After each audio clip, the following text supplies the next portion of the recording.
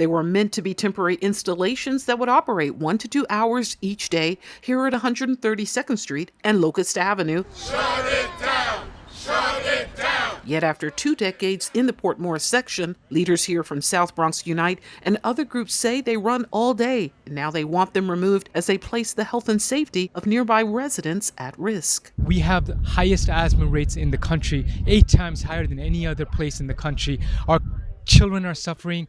We know that exposure to air pollution also contributes to a whole host of health issues. While a timeline is in place for its removal, Executive Director of South Bronx Unite, Arif Ullah, says he'd like to see the state-run plant managed by the New York Power Authority moved up. Right now, there are projections that renewable energy will become available enough to replace 15 of New York City's 16 peak power plants by 2026. Yet NYPA is refusing to commit to closing these until 2035. Our community cannot wait an additional 9 years. Years that will only work to further place the health and safety of this community at risk, shared New York State Assembly member Amanda Septimo, who agrees with Ullah. We know that the state is investing in major ways in renewable energy, and that's great, but we want to make sure that communities like the South Bronx are at the front of the line to reap those benefits, and that starts with closing peaker plants. Peaker power plants, occasionally called peakers, are meant to run only for a few hours a day when there is a high energy demand. Climate activists say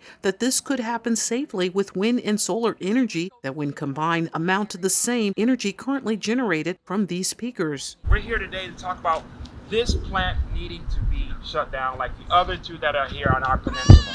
That's co-founder of South Bronx Unite, Mychal Johnson, who talked about the historic nature of air pollution in this community that sees more than its fair share. For years, for whatever reason, the South Bronx was just viewed as an easy place to put some of the facilities that are more controversial because people know that they would cause harm. And that's how we've seen this area get to the state that it's gotten to, with having the worst air quality in the nation, right? Highest asthma rates in the nation. Peaker plants are one example of those facilities, but we also have waste transfer stations, waste management stations. We've got highways galore, and I think it's just decades of neglect.